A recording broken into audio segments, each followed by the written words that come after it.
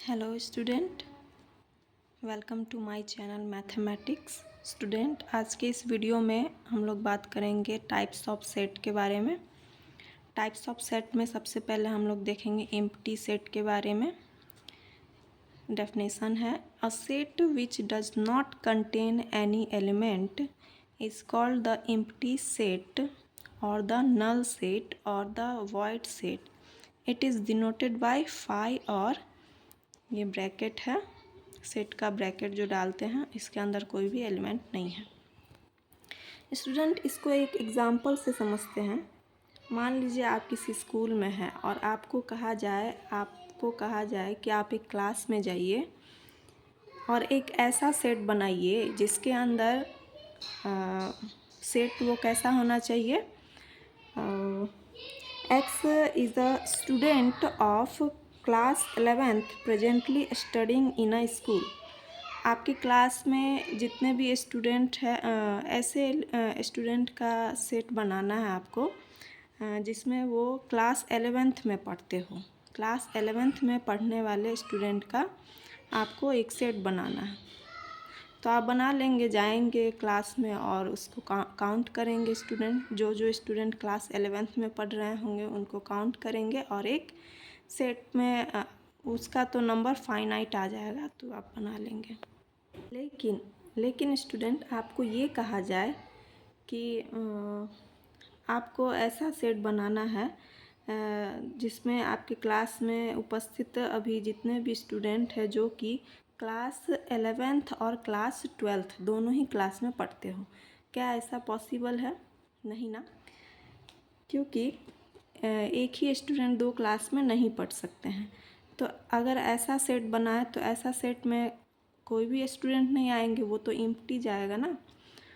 इसीलिए वैसे सेट को हम लोग क्या बोलेंगे? एम्प्टी सेट बोलेंगे। और यहाँ दिया भी है, a set which does not contain any element, जिसके अंदर कोई भी एलिमेंट ना हो उसको एम्प्टी सेट बोलेंगे। और उसी को नल सेट भी बोलते हैं या वॉइड सेट भी कह सकते हैं। और इसको डिनोट किससे करते हैं? फाई से। फाई से करेंगे, और कहीं और ऐसे भी करते हैं जिसके अंदर कोई भी एलिमेंट ना हो। एग्जाम्पल के लिए है एक्स सच, ये एक सेट है जिसके अंदर एलिमेंट है x such that x square equal to 4, जहाँ एक्स जो है वो ओड है, एक्स इज़ ओड। अब यदि इसको आप सॉल्व करते हैं, एक्स स्क्वायर इक्वल टू 4, तो इसका मान क्या आएगा? एक्स इक्वल टू 2 आएगा, है ना। एक्स इक्वल टू 2 क्या है? ये 2 क्या है? ये तो इवन है ना। लेकिन आपको ऐसा सेट इसके अंदर ए सेट ऐसा बनाना है जिसके अंदर केवल ओड, मतलब एक्स कैसा होना चाहिए? ओड होना चाहिए। लेकिन यहाँ तो 2 आ रहा है, इवन है, ओड तो है नहीं। तो ये ए सेट क्या कहलाएगा? एम्प्टी सेट कहलाएगा, क्योंकि ऐसा कोई एलिमेंट है ही नहीं जो ओड आए, है ना। हैंस तो set here set A is the empty set because the equation x square equal to 4 is not satisfied by any odd value of x। ये हुआ एम्प्टी सेट। स्टूडेंट, आगे हम देखेंगे finite and infinite set. Student, यहाँ पे finite and infinite set के बारे में जानेंगे। फाइनाइट और इनफाइनाइट सेट क्या होता है? A set which is empty और consist of a definite number of elements is called finite। Otherwise वैसे सेट को हम क्या बोलेंगे? इनफाइनाइट बोलेंगे। जैसे कि एग्जांपल है, a इक्वल टू 1 to 5 तक यहाँ एलिमेंट्स दिए गए हैं सेट ए के अंदर। तो यहाँ सेट ए क्या है? सेट ए के अंदर कितने एलिमेंट्स है? 5 एलिमेंट्स है, जिसको हम लिख भी सकते हैं और बता भी सकते हैं कि हाँ 5 तक एलिमेंट्स दिया गया है, जिसको हम लिख सके, गिन सके। वैसे सेट को हम क्या बोलेंगे? फाइनाइट सेट बोलेंगे। यहाँ ऐसे इसको हम इस सेट को ऐसे भी लिखेंगे, number of set A equal to 5, क्योंकि इसमें 5 एलिमेंट्स कंटेन कर रहे हैं। इसी तरह एक बी सेट है। बी सेट के अंदर कितने एलिमेंट्स है? 1 2 3 4 5 6, है ना। तो number of B set equal to 6 हो जाएगा। और ये भी क्या है, फाइनाइट सेट है, ये फाइनाइट हो गया, ये भी फाइनाइट सेट है। तो स्टूडेंट ऐसे सेट को हम क्या बोलेंगे, फाइनाइट सेट बोलेंगे, जो कि इसके अंदर फाइनाइट नंबर ऑफ एलिमेंट्स है ना। ये सेट, एक सेट ये है, C equal to man living presently in different part of the world. क्या ये फाइनाइट है या इनफाइनाइट?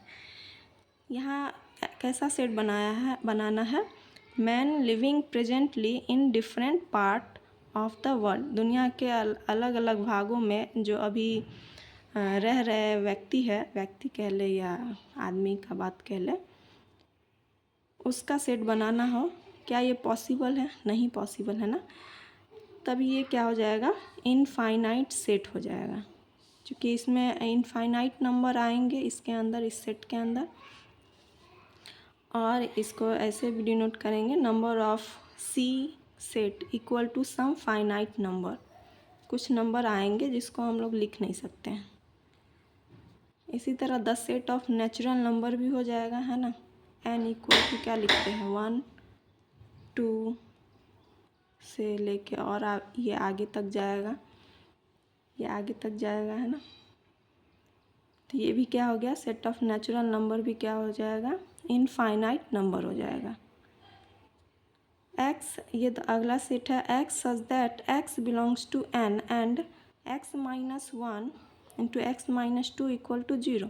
यदि इसको हम लोग सॉल्व करें तो x माइनस 1 इक्वल टू 0 करेंगे तो x का वैल्यू 1 आएगा, और यदि x माइनस 2 इक्वल टू 0 करें तो x का वैल्यू 2 आ जाएगा।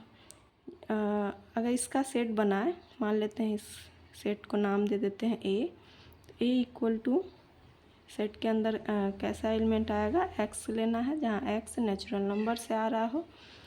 तो यहाँ क्या आ गया, 1 2। Number of set a equal to क्या हो जाएगा, 2। तो ये तो क्या हो जाएगा, फाइनाइट सेट। तो स्टूडेंट यहाँ पे फाइनाइट और इनफाइनाइट सेट में अंतर पता चल गया होगा। अब आगे देखते हैं इक्वल सेट। इक्वल सेट के बारे में जानेंगे कि दो सेट कब इक्वल कहलाते हैं। Two sets A and B are said to be equal if they have exactly the same elements and we write A equal to B. Otherwise the sets are said to be unequal and we write A does not equal to B. दो set A और B equal कब कहलाएंगे, जब set A के सारे element और set B के सारे एलिमेंट क्या हो, इक्वल हो। दोनों ही के एलिमेंट क्या हो, एक दूसरे के इक्वल हो। अगर ऐसा हो जाता है तो ऐसे सेट को हम क्या बोलेंगे, इक्वल सेट। अगर ऐसा नहीं होता है तो अनइक्वल बोल देंगे।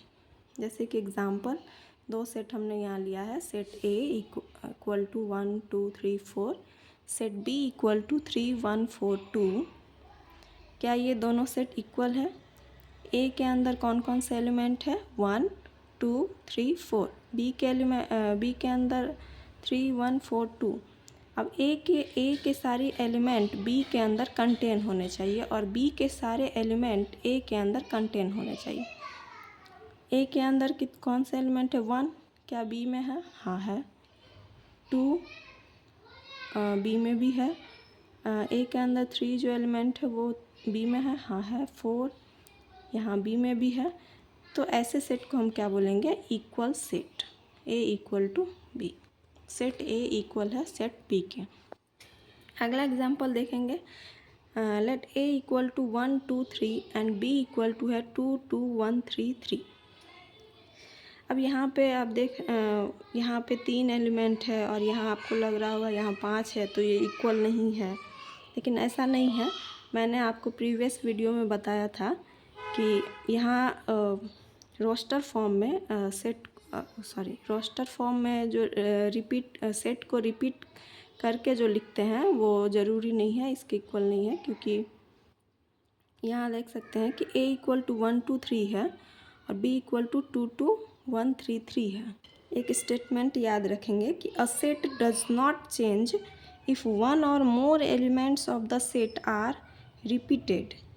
For example A equal to 1 2 3 है, बी इक्वल टू इतना है, और यहाँ 2 जो एलिमेंट है वो रिपीट हो रहे हैं यहाँ, लेकिन 2 एलिमेंट तो इसमें भी है।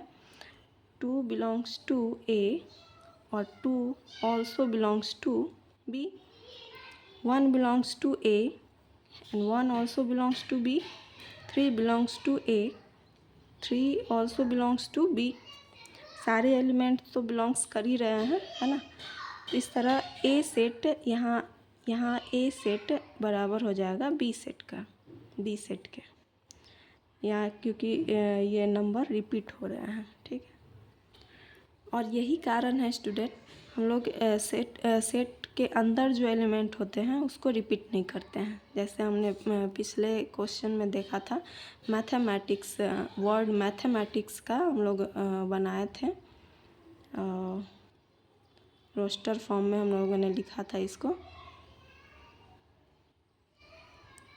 इसके अंदर जो m है 2 बार आ रहे हैं, t 2 बार आ रहे हैं, तो उसको सेट के अंदर हम लोग एक बार ही लिखते हैं। और यही कारण है कि हम लोग सेट के अंदर रिपीट एलिमेंट को नहीं लिखते हैं। तो इसलिए ये a और b दोनों ही इक्वल हो जाएगा। a इक्वल है तो b भी इक्वल हो जाएगा a के। तो स्टूडेंट आगे हम लोग सबसेट के बारे में जानते हैं। सबसेट क्या होता है? A set A is said to be a subset of a set B if every element of A is also an element of B। ये कहना क्या चाह रहा है, एक एग्जांपल से समझते हैं।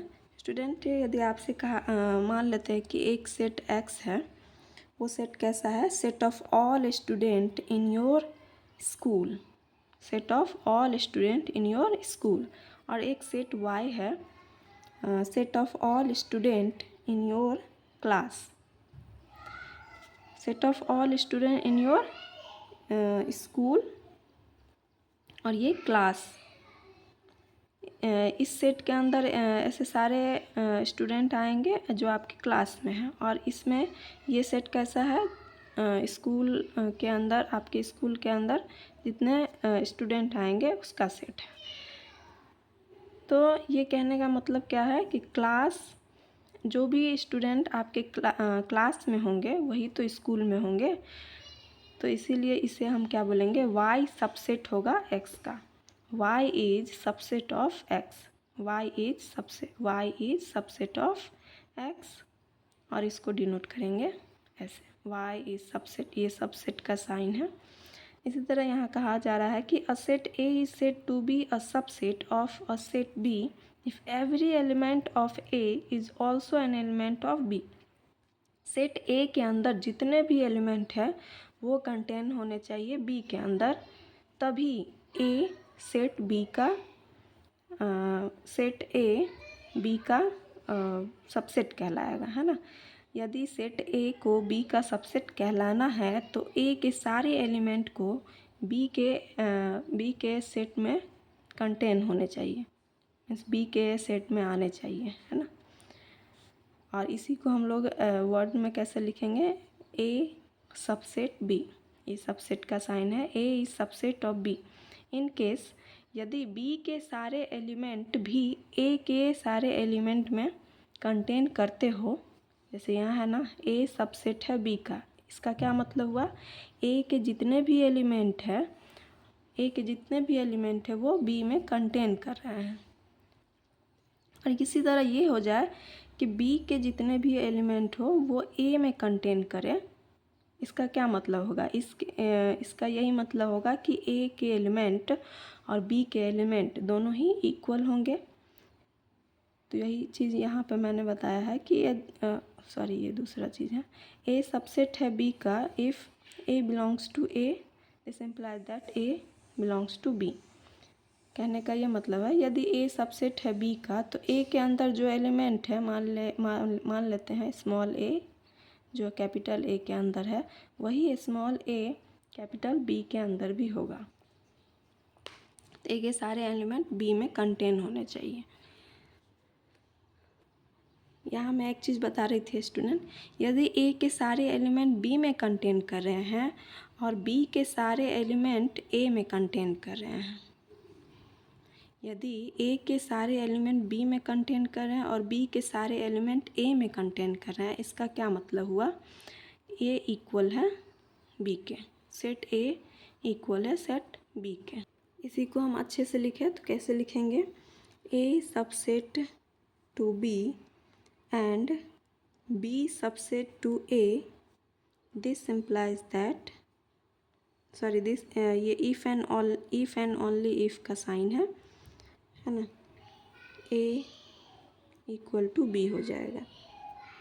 यहाँ पे जो ये साइन है ये क्या है, टू वेज इम्प्लीकेशन है, टू वेज इम्प्लीकेशन है ना, and usually read as if and only if. इसको कैसे पढ़ते हैं हम लोग, इफ़ एंड ओनली इफ़, जिसको कभी कभी आप बुक में देखते होंगे इफ़ करके भी लिखा होता है। एक और चीज़ जानेंगे स्टूडेंट, कोई भी सेट ए है वो खुद के सेट के सबसेट होता है ना। Every set A is a subset of itself, every set A is a subset of itself, खुद के सेट के सबसेट होगा। साथ ही ये तो जान ही गए हैं, साथ ही फाई सेट, जिसको हम लोग एम्प्टी सेट भी बोलते हैं, ये एम्प्टी सेट सभी सेट का सबसेट होता है। क्योंकि ये एम्प्टी सेट जिसके अंदर कोई भी एलिमेंट नहीं होते हैं, खाली होता है एम्प्टी सेट, इसीलिए empty set is a subset of every set, empty set is a subset of every set, empty set जितने भी सेट होंगे उन सभी का सबसेट होगा, ये भी याद रखेंगे। यहाँ पे मैंने नोट करके लिख भी दिया है, phi is a subset of every set, phi यहाँ क्या है, एम्प्टी सेट।